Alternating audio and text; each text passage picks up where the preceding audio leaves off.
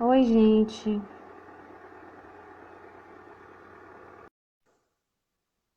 Vamos tentar uma coisa diferente aqui, que tá travando Tá muito. travando. Agora foi. Agora foi. Pronto, finalmente. Finalmente. Finalmente. Desculpem o Desculpem o atraso, atraso. tá diferente. Tá diferente. É porque tava É porque travando, tava travando, não sabia o que que não sabia o era. que que era.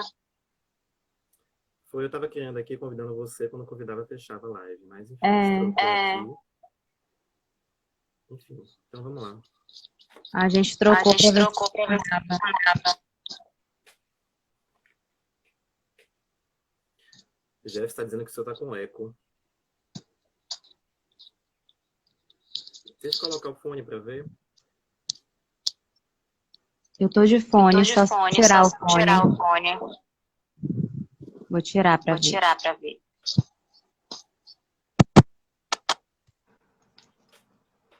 Melhorou, gente? Melhorou, gente?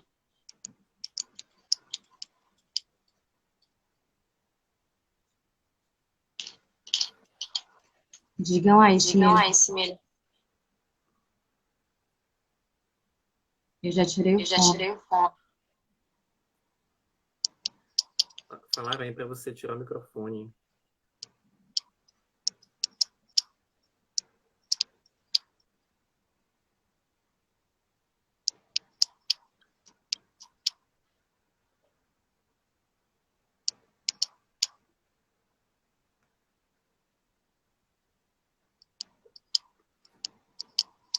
Eu não tô de fone não, Jeff. Tenta colocar o Tenta colocar o fone. fone. Tentar eu colocar o fone, peraí. Segura aí.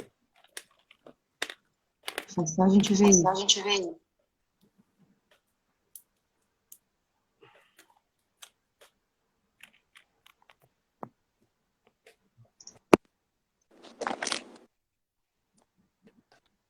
Alô?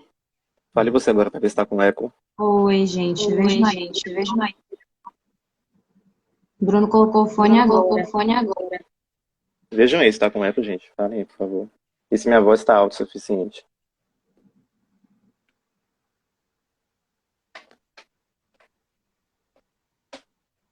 Só o meu que tá com Só o meu eco. que tá com Vamos eco. tentar os dois com Dois fone com pra fone ver. pra ver. Gente, que coisa estranha. É, O meu fica mais alto, uau. Ok. coloquei agora. Coloquei Melhorou? agora. Melhorou?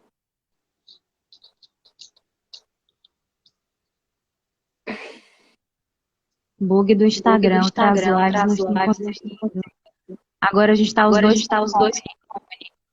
Vejam aí se Vejam aí melhorou. se Se tá melhorou. Se travando tá no Instagram, eu no nem Instagram, sei, nem gente. sei. Hoje foi mais Hoje foi difícil mais de difícil de conseguir conseguir. eco.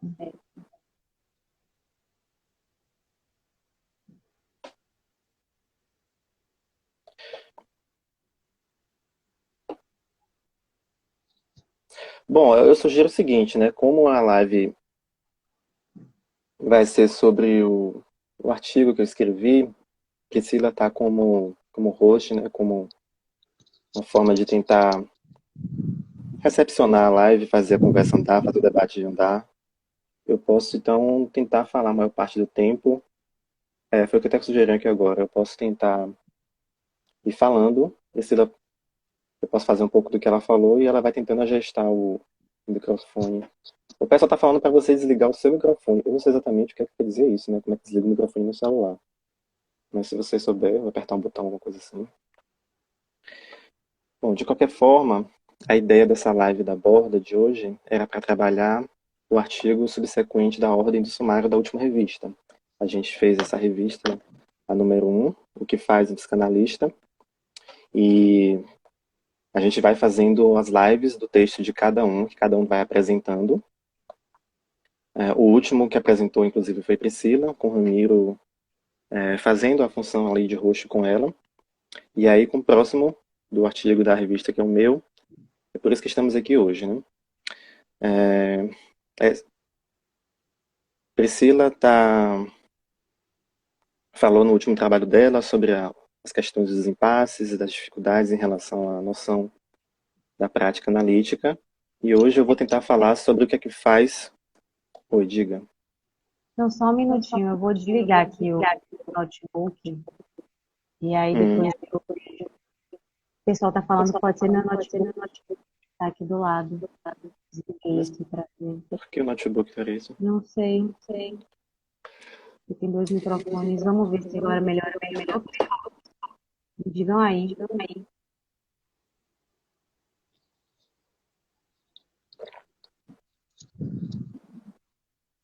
Senão a gente vai fazendo assim.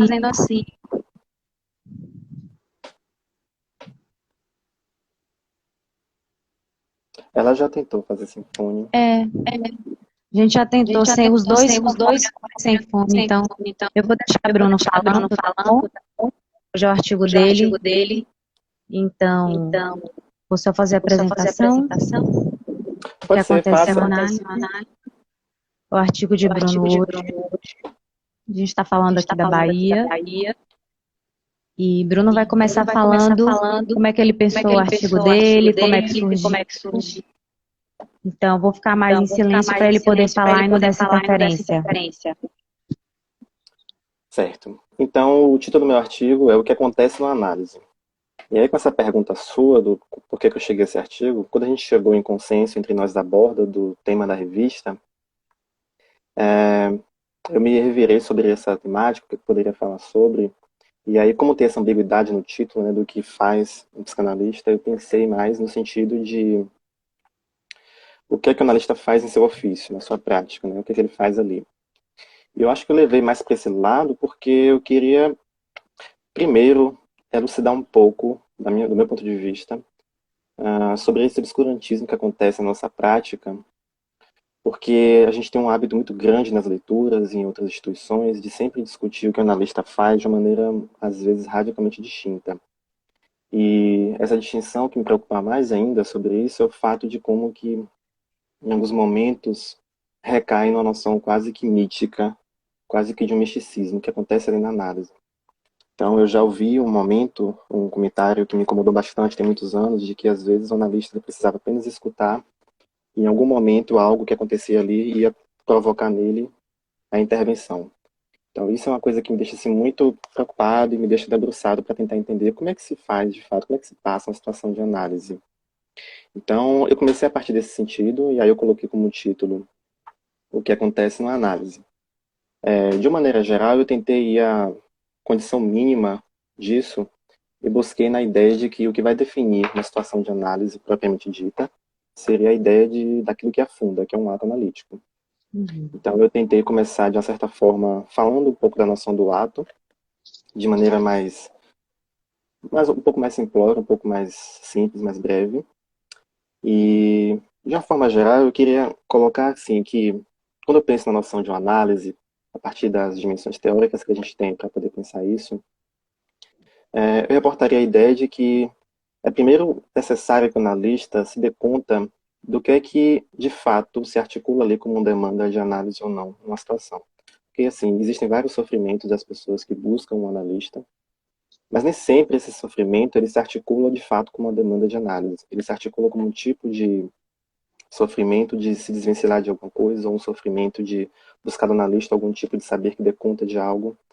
Então, o analista ele precisa, nesse primeiro momento, realmente receber a pessoa e tentar entender no que é que está articulado ali, para aquele analisante que está buscando de uma certa forma. E isso é importante pensar porque, às vezes, muitos analistas acabam fazendo intervenções, fazendo uma escuta analítica sobre algo que não se trata de uma demanda de análise. E isso eu acho que gera problemas, né? Mas considerando que se trata de uma demanda de análise, considerando que isso se articule, eu poderia dizer que, de maneira assim um pouco mais simples, quando a pessoa fala em análise, quando a pessoa é colocada nessa condição de uma associação livre, ela precisa desenrolar essa fala, ela precisa falar o que passa na cabeça, e mais importante, não é apenas um falar qualquer coisa, mas falar tentando pensar o mínimo possível. E é por isso que é importante, inclusive, que os analistas coloquem essa regra fundamental, que eles falem sobre ela. Tem alguns colegas que dizem que não gostam de fazer isso, eu acho delicado porque A gente não só precisa falar nas entrevistas iniciais de que assim, a pessoa tem esse dispositivo, que é uma coisa bem particular, um tipo de laço social diferente, que você fala o que passa na cabeça.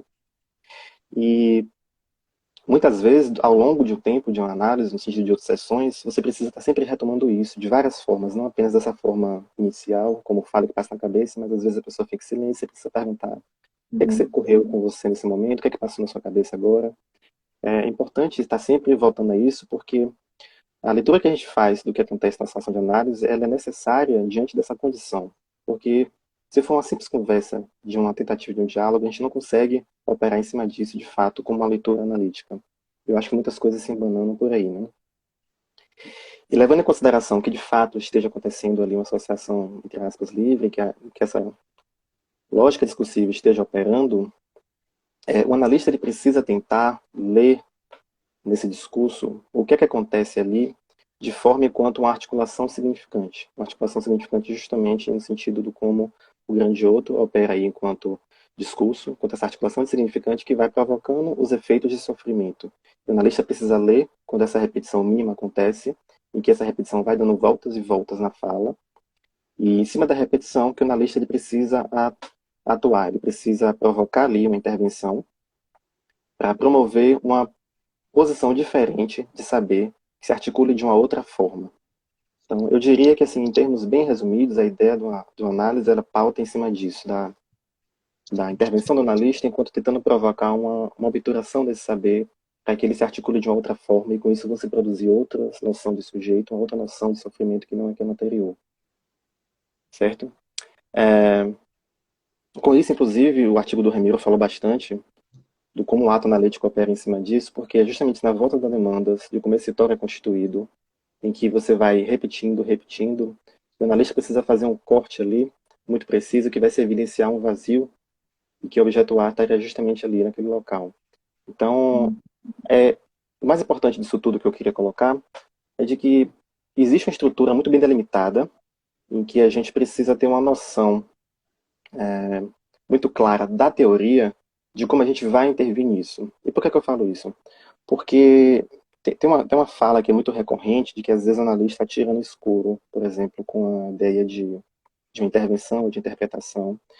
A gente tem essa condição do ato analítico de que a gente nunca pode premeditar quando a gente vai fazer esse ato, até porque não depende só da função do analista. E a gente só consegue perceber se houve um ato analítico depois que acontece uma situação, a gente consegue percorrer os efeitos dele. Mas isso não implica que essa ação do analista, que esse movimento de intervir, seja uma coisa completamente intuitiva, mística, quase como eu falei no início. Então, assim, tem uma estrutura muito pontual, muito clara ali, de que o analista precisa ter noção de como funciona. E quando ele vai fazer uma intervenção, qualquer que seja, visando, obviamente, atingir, produzir esse efeito de ato analítico, ele tem um alvo, e esse alvo é a estrutura de linguagem. Então, eu acho que ter as noções claras disso, e que não é simples, inclusive um analista argentino, Bruno Bonores, colocou outro dia numa rede social de que para ele entender a lógica discursiva de um caso, ele precisa escrever o caso 50 vezes até conseguir entender. Então, assim, isso eu acho bacana porque é uma maneira de, assim, a gente precisa sempre pensar em qual é essa mínima lógica discursiva que se repete para aquele caso que a gente precisa tentar operar no efeito de sentido que acontece ali. Então, por exemplo, uma pessoa que chega em análise e coloca, né? Em toda a minha vida, eu sempre fui o segundo lugar.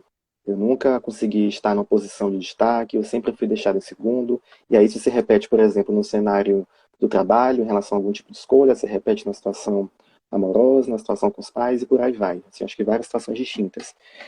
Essa condição elementar, discursiva, que se repete, eu sempre sou o segundo, e esse segundo que vai se articulando com esse sentido devastador, destrutivo, isso produz essa noção sintomática, né? Se toma justamente como significado o grande outro, porque isso é justamente o grande outro se articulando como significante, produzindo esse efeito de sofrimento.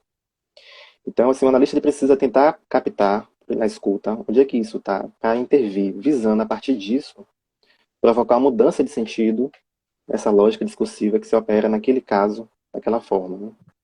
E assim, eu Então, estava lembrando, pode falar, se tiver como a gente vai conseguir, eu vou falando, tá? Aos pouquinhos. se joga. Eu fiquei no seu artigo, você coloca aquela frase, né?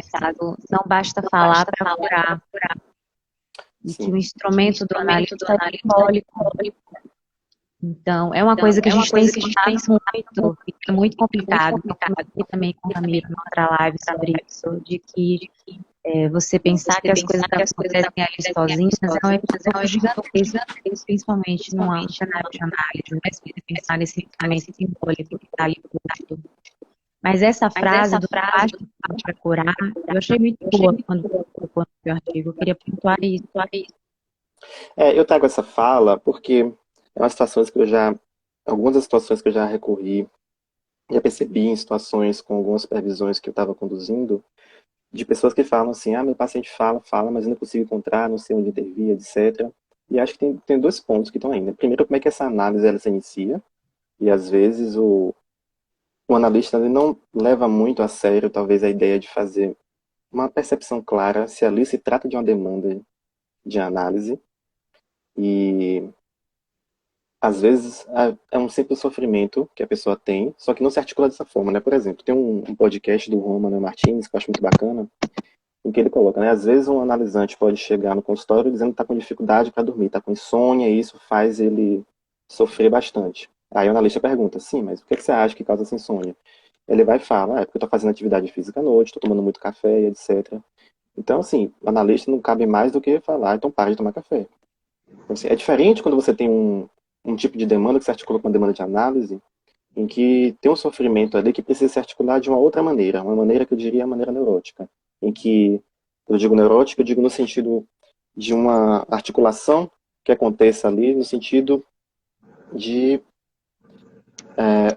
o neurótico ele sempre supõe que existe uma verdade máxima, a gente poderia até chamar da condição que Lacan fala da metalinguagem, ele tenta criar uma espécie de metalinguagem, uma verdade que sempre vai dizer a respeito de tudo, como nesse caso que eu dei, nesse exemplo, né, de uma pessoa dizer que em todas as situações ela é sempre a segunda local, e os efeitos que isso causa nas suas diferentes condições. Então, é preciso que o analista ele consiga se aperceber disso, porque não basta que a pessoa apenas fale qualquer coisa, e isso se configura como uma análise, ou isso se configura como uma possibilidade de acontecer um ato analítico. Até porque o ato analítico, como você e o Romero já falaram na live de vocês, e no texto também, ele é contingente, ele não pode acontecer de o tempo todo numa sessão de análise, ele não acontece o momento todo, ele acontece de maneira contingente, depende não só do analista, mas depende de como esse discurso está se colocando.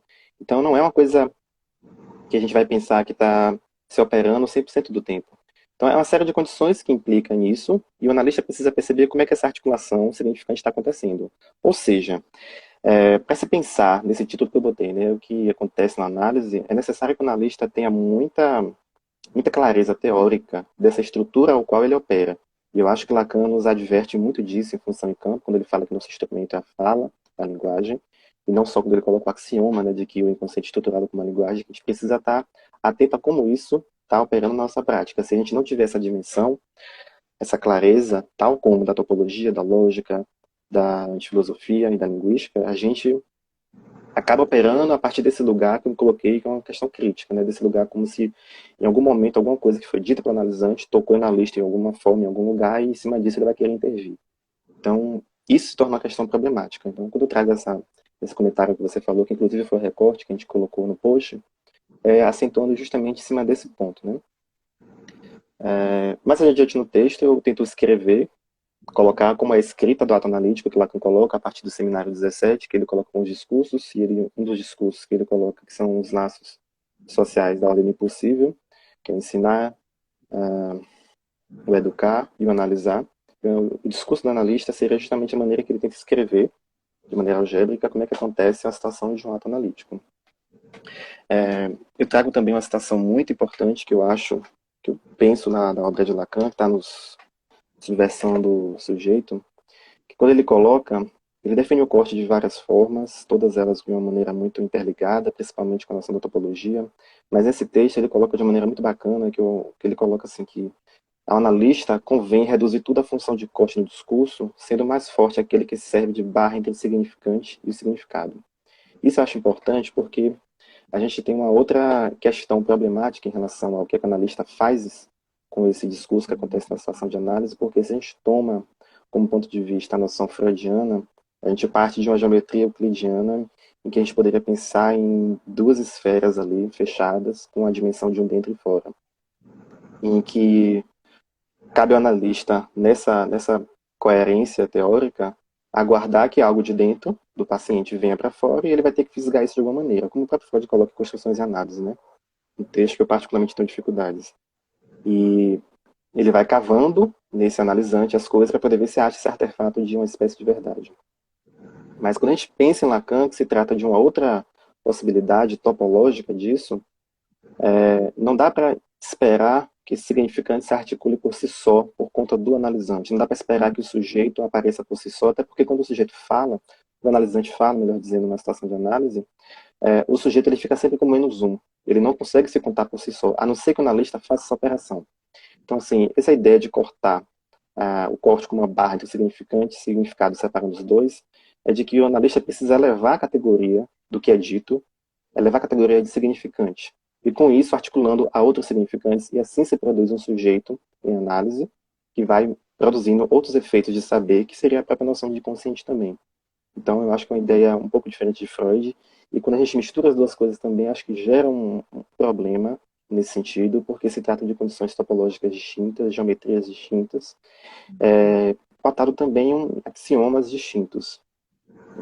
Eu também trago um exemplo de um caso em que eu tento demonstrar como é que esse tipo de corte pode funcionar, né, separando significado do significante, com a analisante que vinha trazendo questões em relação à vida profissional dela, de que ela ainda precisa diferenciar corte de término de sessão, de tão interligados que estão. De fato, Lucas. Lucas comentou aqui, né, que é preciso diferenciar o corte do término de sessão, de tão interligadas que estão essas duas coisas em nosso campo. De fato. A gente leva no sentido do senso comum a ideia de que corte numa sessão lacaniana é cortar a sessão no meio do nada, deixar a pessoa no vácuo. Eu acho que não se trata necessariamente disso. Muitas vezes um corte pode se equivaler a um fim de sessão, você pode encerrar uma sessão com uma espécie de um corte, só que o corte acontece muito para além disso. Então, com esse exemplo de caso que eu trago, a analisante vai trazendo essa construção de saber, como que me referia, em que tudo na vida dela sempre se repete, de que ela não consegue se relacionar, de que ela é muito controlada, de que ela é muito podada. Em várias circunstâncias da vida dela, ela vai trazendo isso com uma repetição. Até que chega algum momento que ela começa a repetir uma expressão que a mãe dela se referia a ela, de que ela não poderia ser pega de saia curta. E aí eu vou interrogando essa expressão que ela traz, não pode ser pega de saia curta, até o momento em que ela vai me explicando, não, isso é uma expressão comum, normal, uma expressão que significa que você não pode ser pego desprevenido, que acontece com a minha vida. Só que aí chega um tempo depois, em que ela vai e traz um sonho, justamente que esse sonho ela estava numa festa, uma coisa que raramente acontece na vida dela, acontecendo na vida dela, e aí ela percebe várias pessoas olhando para ela com olhar de desejo, e de repente ela vê a própria mãe dela olhando para ela, também dessa forma, repreendendo ela, e ela se percebe que ela estava de saia curta. Então, e obviamente com isso foi se trabalhando algumas coisas, essa articulação significante que aparecia aí, ela foi aos poucos se modificando, produzindo outras, né, organização de sentido. E aí eu encerro esse recorte de caso aí para falar justamente de como a gente precisa não considerar o que é dito como um signo, como uma palavra possuindo um referente, mas sim tentar pegar essa palavra e articular de uma outra forma, levando ela à categoria de significante justamente dessa maneira, porque isso você vai fazendo a modificação dessa estrutura de linguagem que acontece ali, podendo se articular de uma outra maneira, produzindo assim outros sentidos, né? Então eu trago mais ou menos dessa forma, e mais adiante eu vou trazendo discursos como uma forma de tentar exemplificar o que é que se passa nesse sentido numa situação de ato analítico ou numa análise. Acho que você enfatizou isso, né? Gente, estou falando mesmo eco, tá? Mas assim, como o analista está fora do campo do sentido, né? E acho que esse é que você dá, demonstra, né, de forma mais clara o que acontece na análise. É uma das coordenadas de elevar a categoria significante. O Wanderson, curiosamente, fez uma pergunta interessante aqui, de que é engraçado ouvir de alguns colegas que Lacan, depois de 70, abandonou ou deu menos valor significante. Eu concordo com você, eu já ouvi muitos colegas falando de que existe um momento do ensino de Lacan em que ele usava a lógica do significante, da teoria do significante, e que depois do seminário 20, isso vai tomando outras proporções e significa perdendo sentido. Eu acho isso um absurdo, teoricamente falando, eu acho que se não se constata, não se Não tem consistência teórica, porque todo o seu aporte da sua epistemologia está fundada na teoria do significante, está fundada nesse axioma que ele sustenta até perto de sua morte, a ideia de que o inconsciente é estruturado como uma linguagem, e principalmente nesse seminário 20, que o pessoal usa muito como argumento, né, de que Lacan agora está fazendo toda uma lógica a partir dos gozos e por aí vai. No seminário 20, que Lacan vai dizer de maneira muito clara de que não há realidade pré-discursiva, que é justamente a partir do significante que se cria o campo do grande outro, que você vai ter todos os efeitos. Não há nada anterior ao significante. Ele ainda brinca com aquela frase da Bíblia, né, que diz que antes de tudo o verbo, Lacan fala, antes de tudo o significante. Então, e todos os efeitos e consequências que a gente toma a partir daí.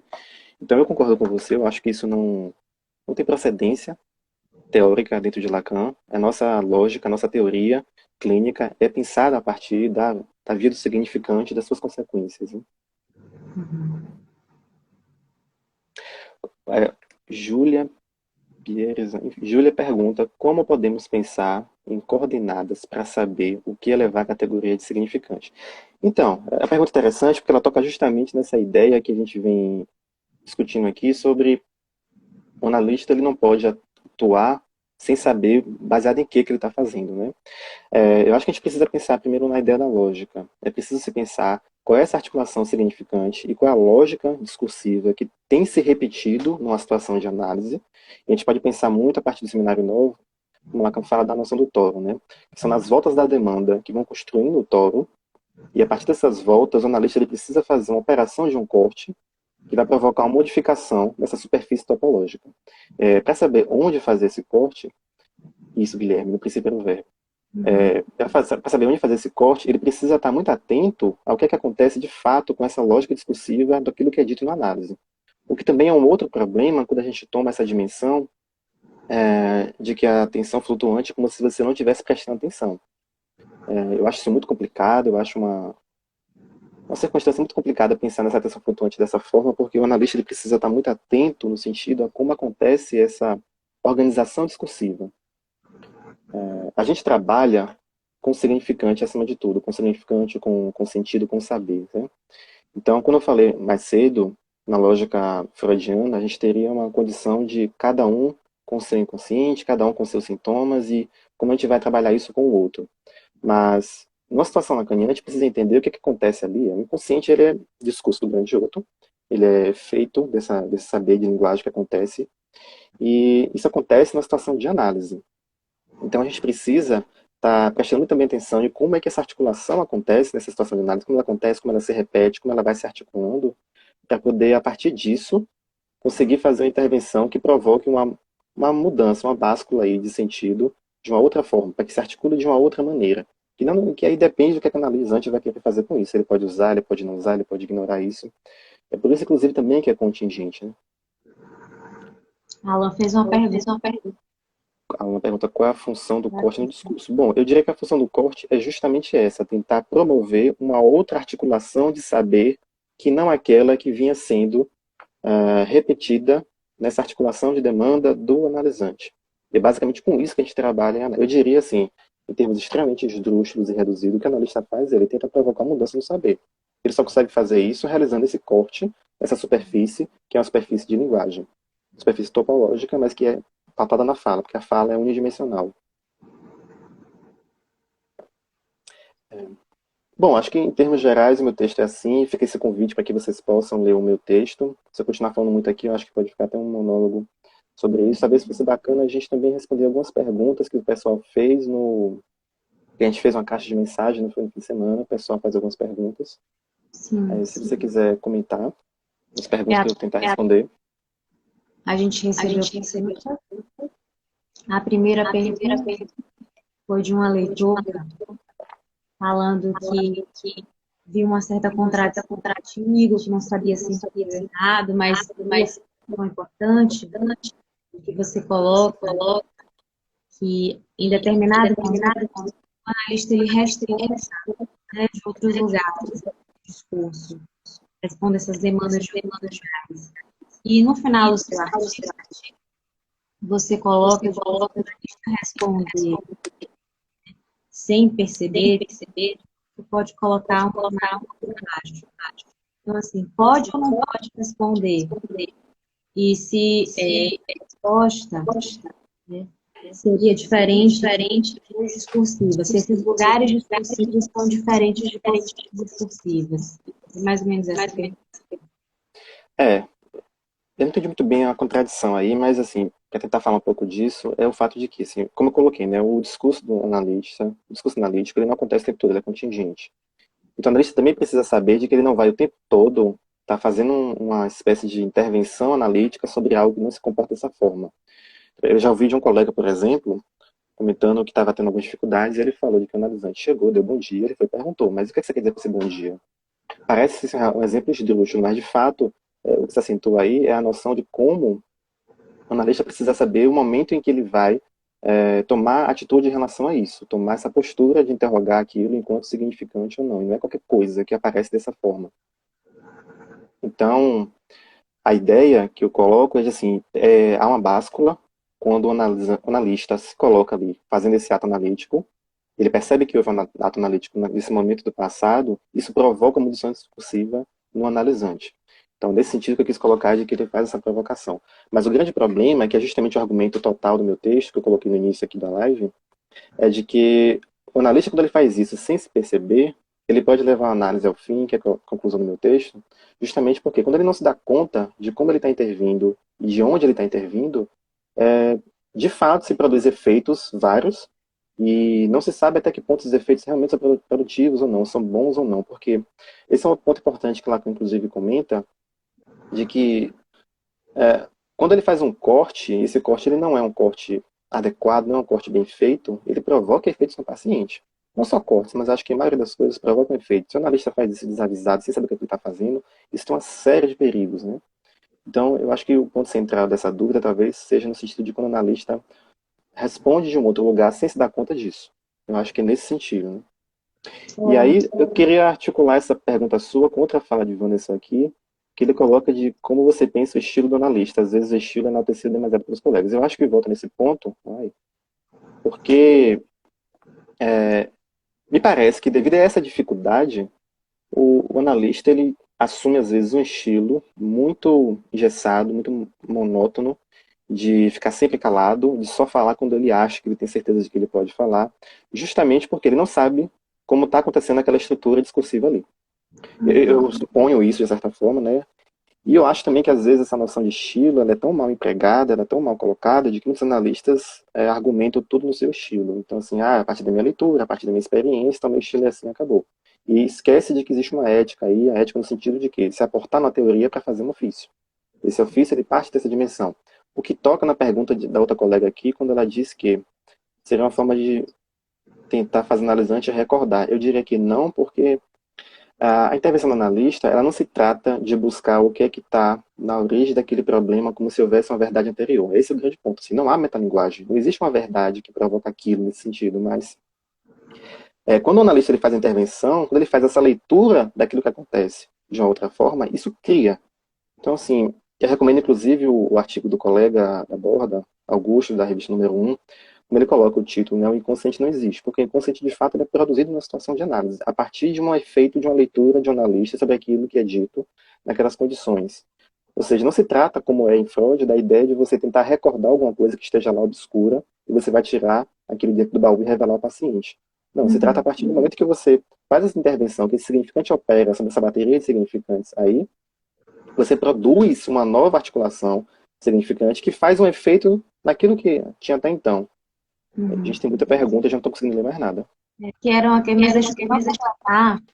Sim. Era uma questão que eu fiz no seu artigo, justamente nesse ponto que vai com a pergunta dela sobre que você toca no ponto de que o inconsciente ele não vai olhar, né, dessa atuação.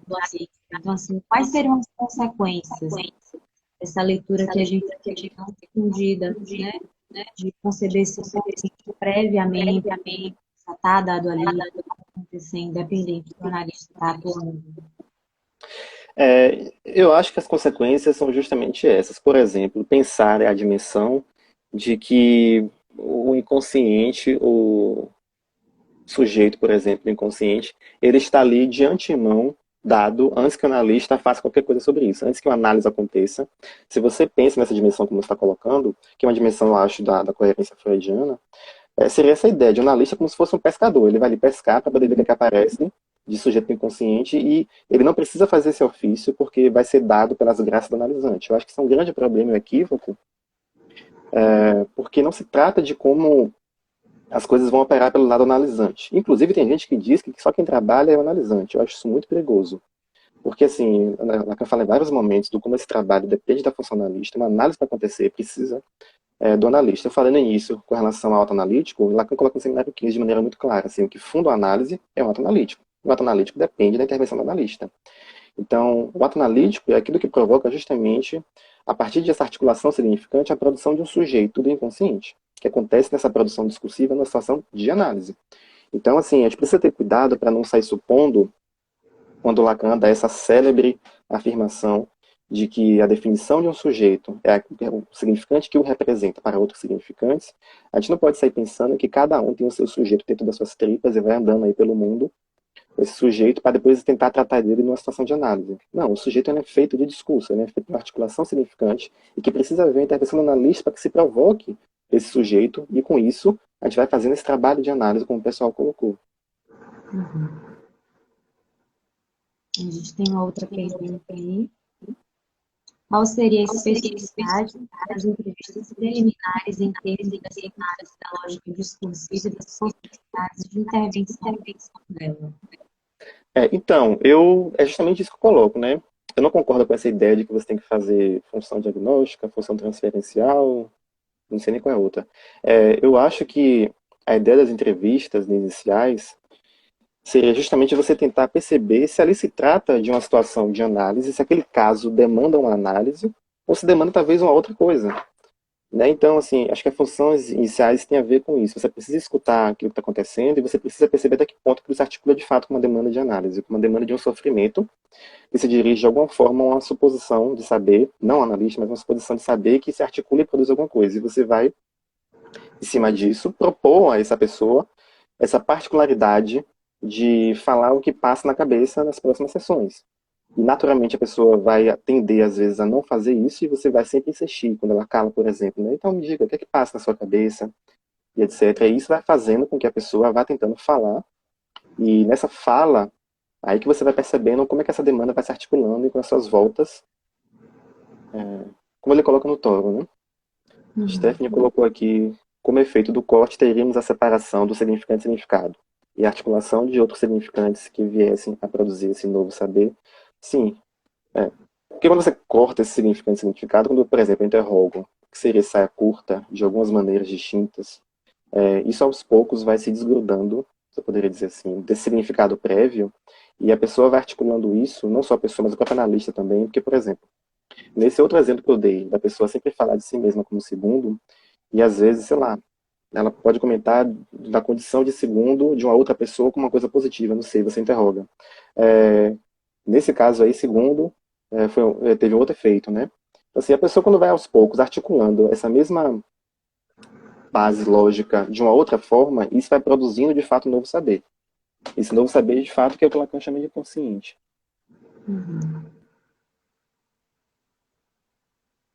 Função sintomal é outra. Pois é, né? Então, sintomal, brincadeira significante. Não existe análise só no consultório. Bom, Wanderson, eu acho isso uma coisa muito problemática. A gente tem até um podcast que aborda, né, sobre a situação de psicanálise fora do consultório, mas eu acho que isso tem uma questão problemática. A gente precisa pensar nas condições mínimas de como a análise se opera. Né? E nem sempre, mesmo a gente tentando fazer esse ofício fora, eu diria que nem sempre essas condições conseguem se haver ali. Então, eu acho que é um tema que dá pano para manga. Eu acho que é uma coisa que a gente pode discutir talvez em outro momento, até porque foge um pouco da noção do meu artigo, da minha proposta, mas eu acho problemático. Eu não sei se eu estaria de acordo, não, com essa ideia. Também não estou fechando de que não é possível, mas eu acho que a gente precisa pensar e estudar um pouco mais, porque, como eu falei, existe uma série de condições para esse setting operar, e aí, inclusive, eu faço outra recomendação, que tem um artigo do colega Pedro, na revista número 1, que ele fala justamente sobre o setting analítico, as possibilidades de pensar nisso. Uhum. O que a gente precisa pensar assim, quais são as condições mínimas para que a análise ocorra, né?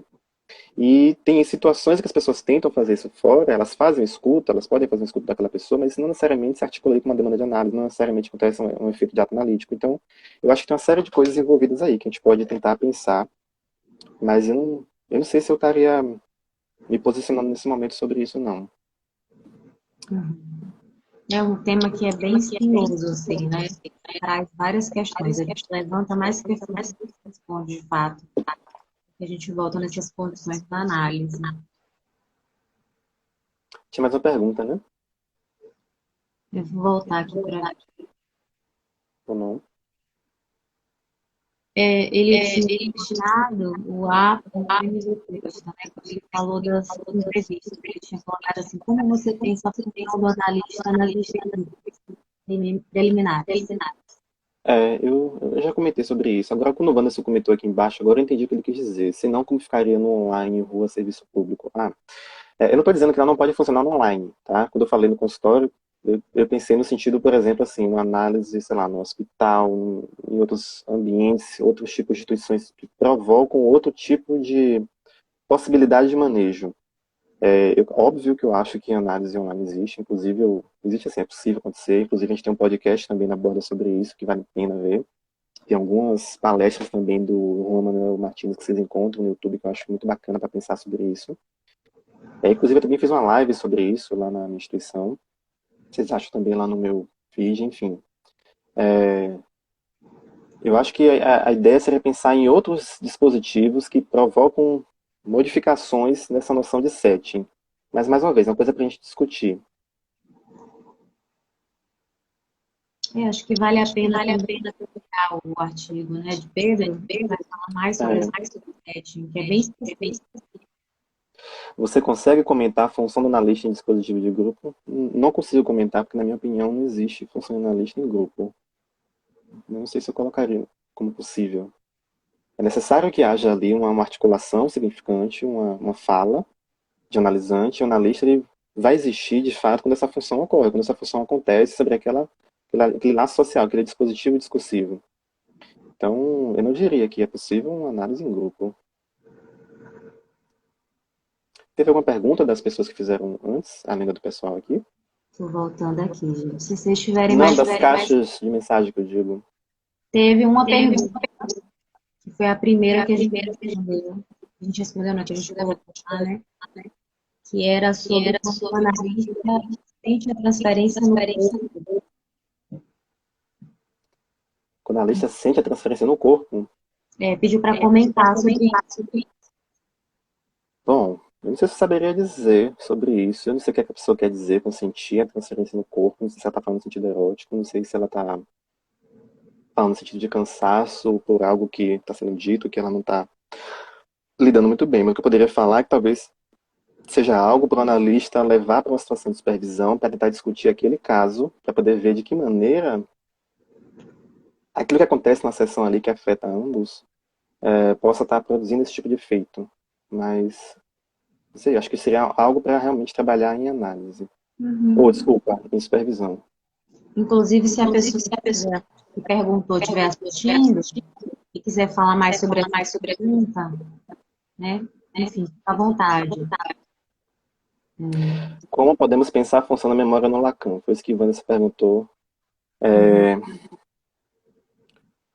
Você saberia dizer de prontidão assim, mas o que eu posso colocar é que quando a gente está na situação de análise, o que a gente precisa considerar é que estamos sempre tratando e trabalhando da noção de articulação significante, independente de ser memória ou não.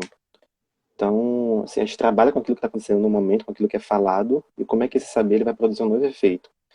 Acho que tem uma série de coisas que a gente pode pensar aí. Tem uma fala do Wundenberg que eu acho muito preciosa, quando ele coloca assim, de que o analisante, depois de muito tempo falando dos pais em análise, ele diz em análise, né, que os pais deles passaram a ser outras pessoas, sendo que os pais já estavam mortos há mais de 10 anos. Né?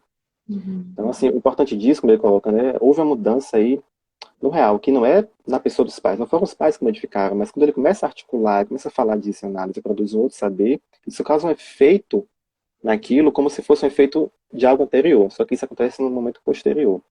É uma coisa que eu acho que é um pouco complexa, a gente precisa pensar na noção do tempo lógico e na lógica em si, Mas eu colocaria da mesma maneira, assim, de que se trata sempre de uma dimensão discursiva.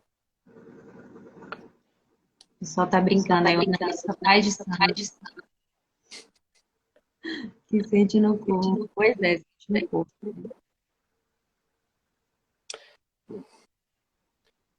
Acho que o que quer que acontece na análise, o analista ele precisa estar sempre tentando colocar isso em via discursiva, precisa colocar para que o analisante associe sobre isso, para que o analisante fale sobre isso. Uhum. Então, Acho que me ocorreu também essa coisa da memória, né?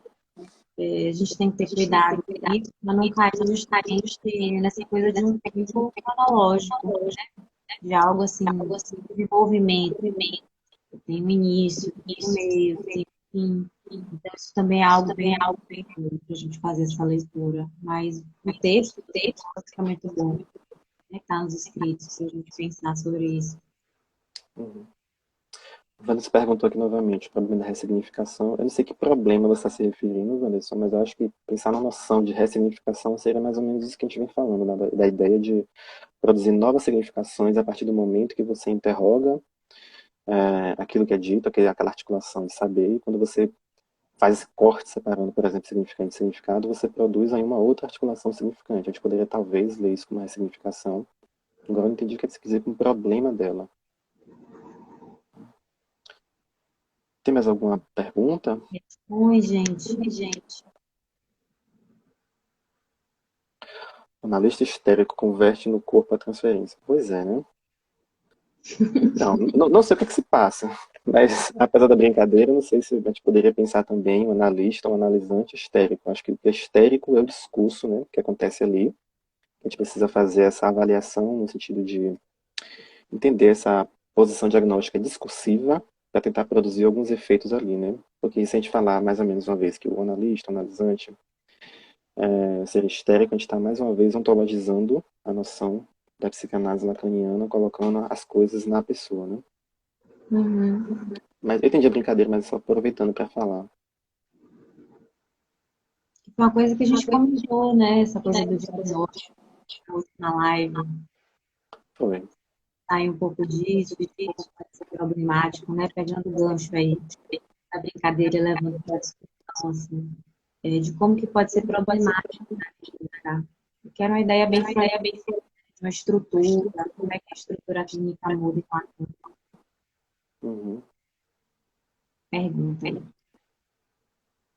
A articulação significante só pode ser feita se o analisante interrogado sobre o mesmo, ou a interpretação também serve a esta função de produção de novos significados. Eu acho que são as duas coisas exatamente. A partir da interpretação, ou seja, a intervenção nessa articulação significante, que você vai produzir essa nova articulação significante. Mas veja, mais uma vez, assim, a gente pensa na função do ato da parte do analista, o analista quanto função nesse sentido, né?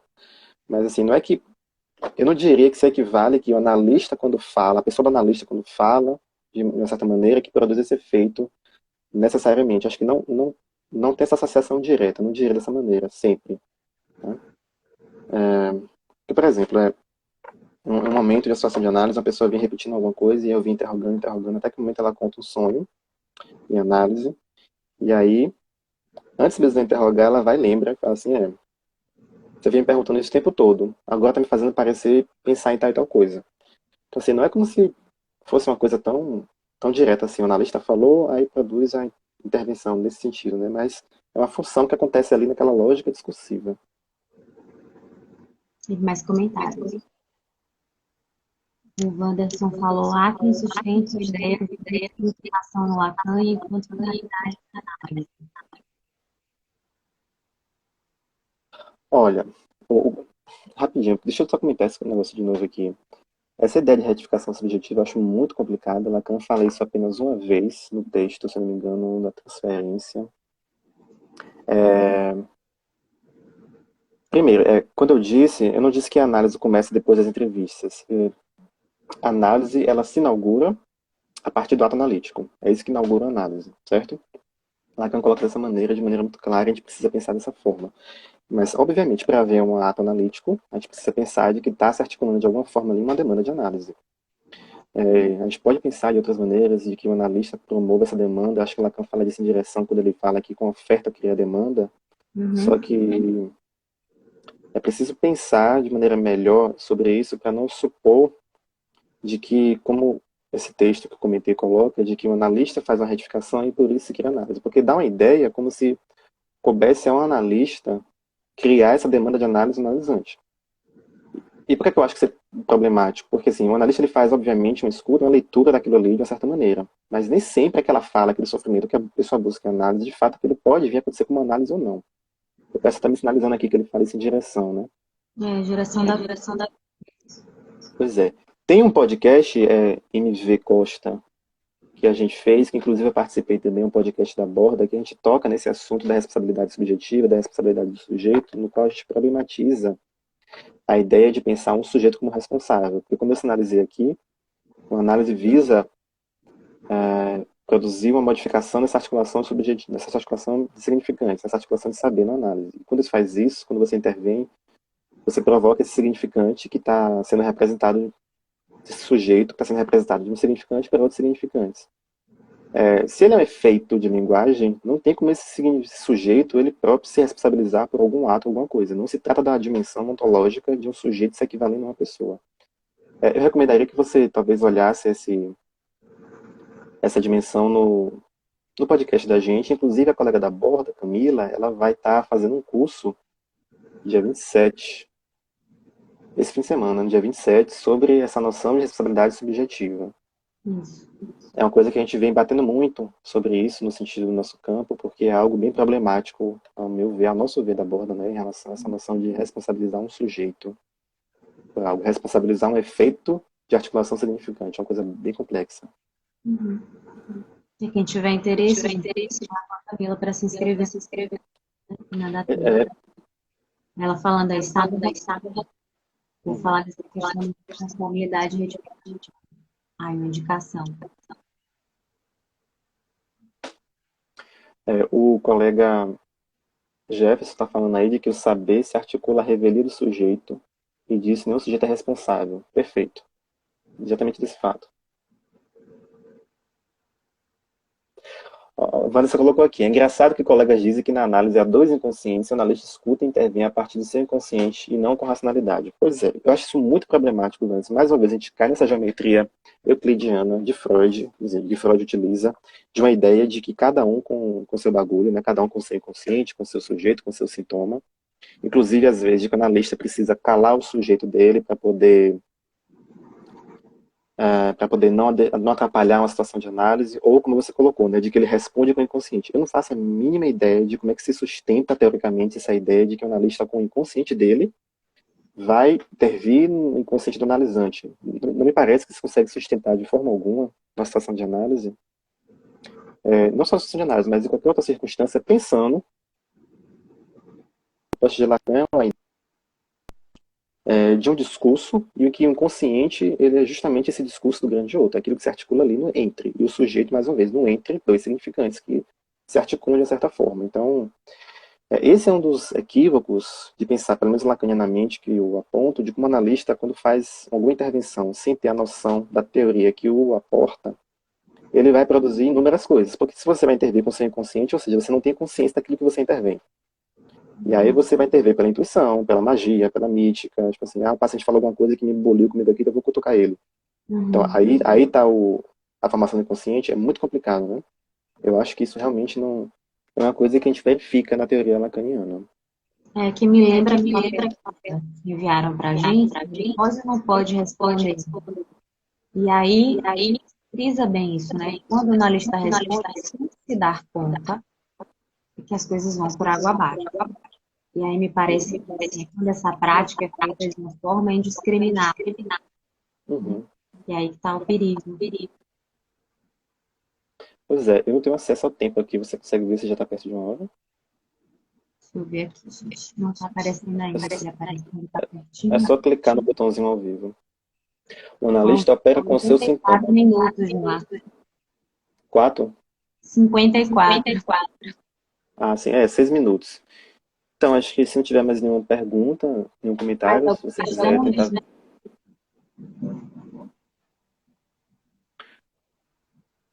A gente pode fazer os agradecimentos, anunciar o próximo artigo. O próximo, quem vai estar conduzindo a conversa será eu com o colega Jefferson, que acabou de comentar aí que o analista opera com seu sintoma. E o trabalho dele, você consegue ler aí o título? Qual a geometria para análise? Isso, que é inclusive uma temática que toca bastante no que a gente falou hoje, justamente porque ele vai apontando, né, as diferentes geometrias para Freud, para Lacan, e como é que isso a gente pode pensar a psicanálise de uma maneira mais coerente com a teoria lacaniana. Não vou dar spoilers, mas recomendo a leitura do texto.